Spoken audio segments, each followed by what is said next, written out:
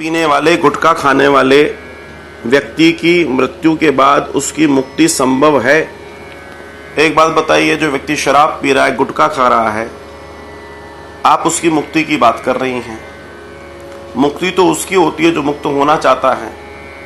जो व्यक्ति खुद अपने आप को इन दलदलों में फंसाए रखना चाहता है, जो व्यक्ति एक दो कौड़ी की गुटखा और शराब से मुक्त नहीं हो पाया, आप उसकी मुक्ति की बात कर रही हैं। आप विचार करके देखिए, जिस व्यक्ति के जीवन में इतनी आसक्ति है, इतनी गुलामी है और वो इतना कमजोर है, मैं ऐसे लोगों को बहुत कमजोर मानता हूं। कमजोर समझ रही हैं आप? जिनके जीवन में इतनी ताकत नहीं है कि वो इन मद्यपान को छोड़ पाए। जो व्यक्ति 2-5 रुपए के पाउच के लिए अपनी जिंदगी को मौत के किनारे लाने को तैयार है, उस व्यक्ति के बारे में आप क्या विचार करेंगे? सोचो। ईश्वर ने आपको इतना महत्वपूर्ण शरीर दिया है।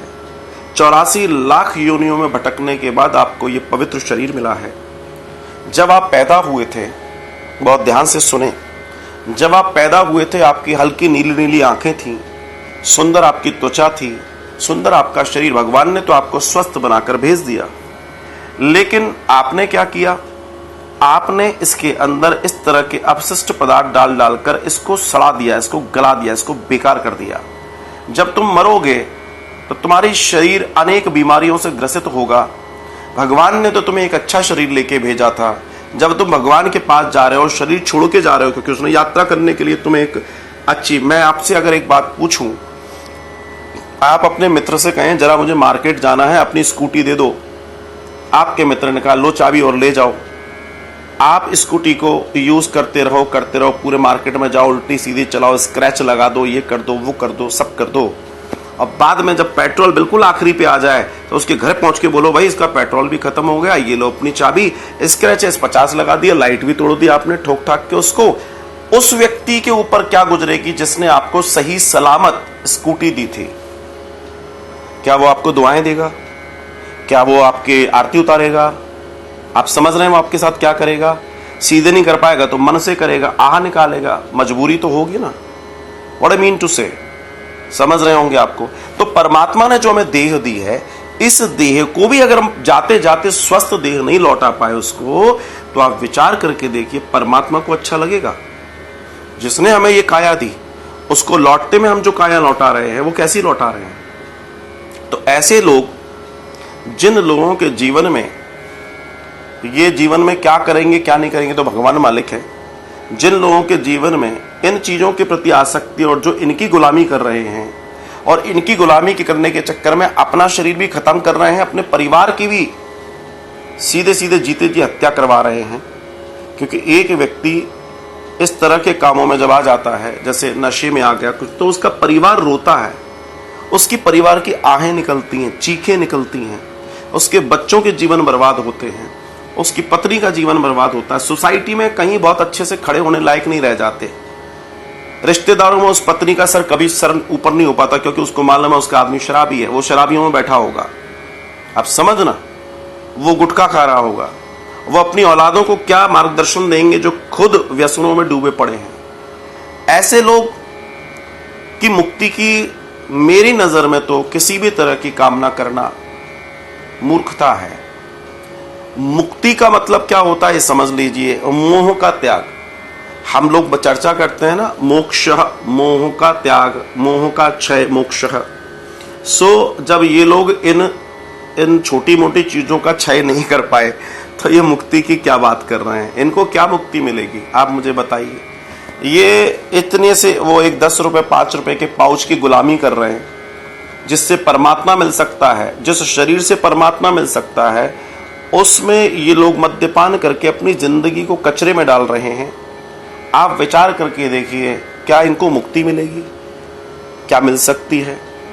जो अपने बच्चों को समय देना चाहिए, जो अपने परिवार को समय देना चाहिए, उस समय को शराब खानों में, शराबी दोस्तों में बैठ के जो अपने समय को गुजार रहा है, क्या उसको मुक्ति मिलना चाहिए? मैं आपको एक अच्छा सा दर्शन दे देता हूं। भागवतम को छोड़कर, मैं बता रहा हूं आपको, भागवत में जो पंच महापाप की चर्चा है उन पंच महापाप में शराब जो मद्यपान है उसको पहले नंबर पे रखा गया है, पहले नंबर पे। महापाप, पंच महापाप, उन पंच महापाप में शराब को पहले अक्षर पर, पहले नंबर पे रखा गया। विचार कीजिए, दुनिया का सबसे बड़ा पाप ही वही है। उस पाप को करने के लिए किसी भी पुराण में, किसी भी ग्रंथ में क्षमा नहीं है, सीधे नरक बताया है, कोई क्षमा नहीं बताई गई है। सिर्फ इस कलयुग में श्रीमद् भागवतम कथा में ही चर्चा आई है। ऐसा व्यक्ति भी अगर अपने जीवन में छोड़कर, इस विषय को छोड़कर अपने आप को उस ओर ले जाता है, अपने आप को भगवान की शरणागति दे देता है, तो उसकी मुक्ति की चर्चा आई है। तो अब बात मैं आपसे ये कहता हूं कि ऐसे लोग जो इस तरह की प्रवृत्ति में हैं, तो रेणु अग्रवाल, मैं तो, मेरी दृष्टि में तो ऐसे लोगों की मुक्ति होनी भी नहीं चाहिए, क्योंकि ये ना तो अपने परिवार के होते हैं, ना इनके परिवार से इनको प्रेम होता, ना इनको बच्चों से प्रेम होता, ना इनको पत्नी से प्रेम होता, ना इनको माँ से, पिता से, भाई से, किसी से प्रेम नहीं होता। इनका प्रेम तो, पीने वाले लोगों का प्रेम आपको पता पड़ जाएगा वो किससे प्रेम करते हैं, तो शाम को वहीं पहुंच जाएंगे, ठीक है। और जिनको बच्चों से प्रेम है तो वो गुटखा क्यों खाएंगे, जबकि दुनिया के अंदर कैंसर की सबसे ज्यादा स्थिति को जो है, कैंसर जो हो रहा है, उस कैंसर को ये गुटखा तंबाकू से हो रहा है। लेकिन इनको इससे भी फर्क नहीं है। इनके मरने के बाद इनके बच्चे भीख मांगे, इनको इससे कोई परवाह नहीं पड़ती। इनके मरने के बाद इनकी पत्नी, जो बेवा पत्नी होगी, वो घर घर बर्तन मांजे, इनको फर्क नहीं पड़ता। क्यों? क्योंकि अब कड़वी बात है, ये थोड़ा अच्छे से सुने सभी लोग। क्यों? क्योंकि आज की तारीख में जिस तरह के जॉब हैं, जिस तरह के बिजनेसेस हैं, वो सब कहीं ना कहीं एक रोटेशन में चल रहे हैं। कोई मैनेज कर रहा है, हजारों लोगों से मैनेज हो रहे हैं। पत्नी को आइडिया नहीं है, बच्चों को आइडिया नहीं है पिताजी कैसे बिजनेस करते हैं। अब जैसे पिताजी गए, पता पड़ा बिजनेस भी गया, दुकान भी गई, नौकरी भी गई, नौकरी के ऊपर नौकरी मिलनी नहीं है। क्या होगा उनके पीछे उन लोगों का, ये भगवान जानता है। लेकिन उनको इससे फर्क नहीं पड़ता, वो लोग सब मर जाएं, लेकिन हमारे मद्यपान जिंदा रहना चाहिए।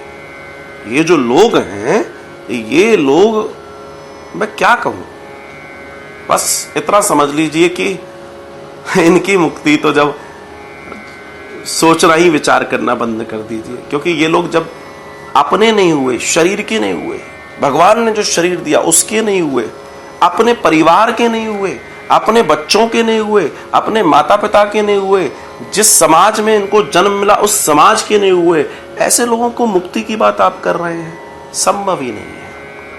किसी भी तरह का नशा, मद्यपान करने वाले लोगों के लिए कहीं कोई माफी की चर्चा है ही नहीं, क्योंकि इनको बस इतना समझ लीजिए, यही बहुत है मेरी तरफ से। क्योंकि दरअसल ये अपने नशे से ज्यादा दुनिया में किसी को प्रेम नहीं करते। ये झूठ बोलते हैं अपने बच्चों से कि मैं तुमसे प्यार करता हूं, अपनी पत्नी से, अपने माता, ये निरे झूठे हैं।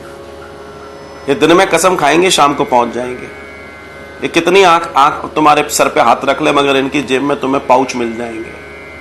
तो ये खुद गड्ढे में जा रहे हैं, काल इनके सर पे मंडरा रहा है। इनको ये नहीं मालूम इनके बाद इनके बच्चों का क्या होने वाला है, इनके परिवार, इनको फर्क नहीं पड़ता।